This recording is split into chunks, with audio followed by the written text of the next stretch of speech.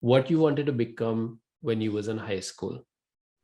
Okay, so the answer to the high school part is I wanted to be a soccer player when I was in high school. I wanted to play professional soccer. That's what I wanted. Had nothing to do with this. So how did you land into this job? What was your first job or business, and then how did you land to this?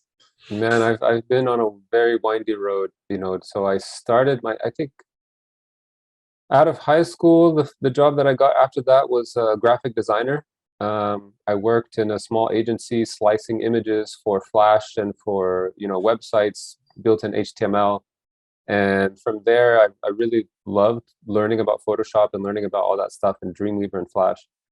And later I became like a course creator for government. So I helped them Mhm. to transform a course into like this Flash course, which had quizzes and animations and things like that, and it was built on top of an LMS, and it was super interesting. And from there, I went into more advertising, and after that, I owned a an online gaming league. So it's like this website that would create game tournaments online, Mhm. and I would sell the tournaments to different sponsors.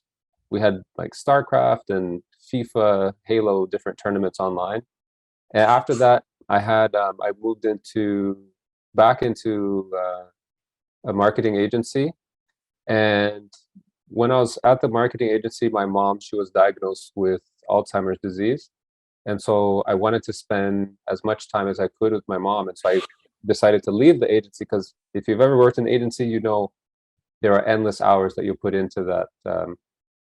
So I found a client to do some web design work because I still knew I could make websites for people. I signed a Mhm. client and then I gave my notice. And through that, when I came back to web design, I realized that there's so much that changed in the industry. Just so much. I studied right when I left the agency, I started taking as many courses as I could, from SEO to paid advertising, email marketing, content marketing, as much as I could. And I would slowly start to implement those things with my clients. And it wasn't until, several years of doing that, kind of just taking whatever jobs I Mhm. could, that somebody reached out to me saying, "Hey, Marcio, this guy in California, he has a blog, he also has a course, he needs help with some SEO." And his website is radreads.co, and his name is Kehi.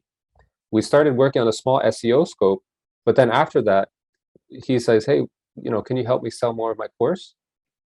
And it was through that relationship where I was Mhm. able to help him go from 5-figure launches, where he was doing 5-figure launches, and helping him to go to 6-figure launches. I was like, wow, this is really fun. It's a smaller company. I was used to working with much bigger brands. And it was that relationship and that impact that really interested me in helping more course creators. Uh, I really like having one-on-one conversations and being Mhm. able to say, hey, just change this one or two, three things, and you go and try this. And hey, you maybe you should try, one of these two, three things. Let's change these things around. Let's do these experiments. So that type of thing Mhm. really interested me. And so I just decided, it's like, you know what, I'm just going to focus on this group. This is a group that I think I can help. I can serve. I have this one case study. And then after that, I just started getting more and more clients, working one on one with them, helping them go to 6 figures. Right. And that's where I'm at now. How many years you been doing this? I've been doing this now. I feel like it's been 2 years already. Okay. Yeah. Wow.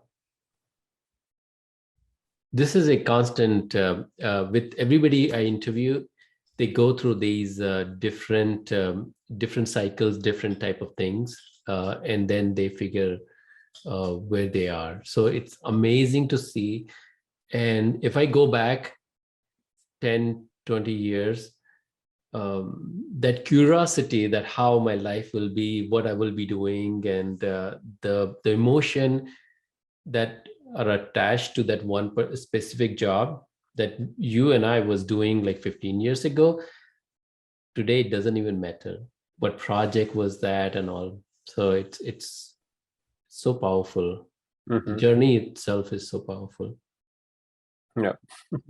During this entire journey, was there any patch where you was kind of not sure what next is? Oh yeah, definitely many times. I think at every transition is filled with uncertainty. Mm-hmm. And every time I transitioned was usually when I was moving, changing countries. So I moved around a few times, and every time I moved, I was like, well, what the heck am I going to do here now? Nobody knows me. I have to reinvent myself or figure out something. I have to recycle my skills, reframe things, and I kind of just went through that over and over again. And this is another reason why I'm very interested in course creators, because the underlying current that's driving course creation is change, right? It's if you're in a market that is being pushed by change, you need to create more and more courses or update your course for that industry. And there will be endless amounts of course created because there's more specificity required. And we talked about if you can create something, a specific solution to a specific avatar in a specific way, being a course, that is great. Mm-hmm. So the more things get more specific, the more things get more difficult in markets. That's actually a good rationalization why there will be more courses in that industry. So from a market perspective, I was also interested in the growth opportunity. So that's another reason why I got into, working on courses. Thank you so much. You're welcome. Thank you.